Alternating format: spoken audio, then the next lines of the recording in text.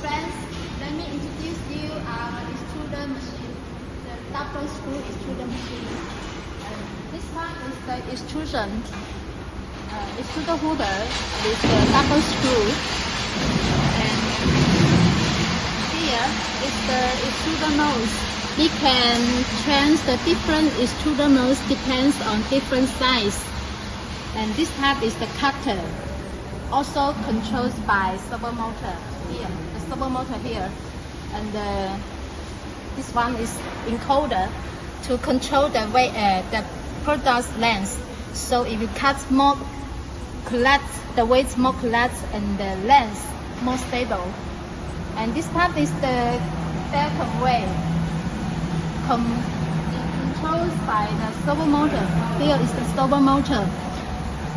The advantage is can save the low feed when it has the materials and cut and go, and without materials stop. So it will save the low feed. And this part is the racking machine, also controlled with the servo motor. So we call this servo machine. The servo motor here. Here is the servo motor. The advantage of the servo machine is can stop 99 kilometer size. For example, if you take this size, but next time is different.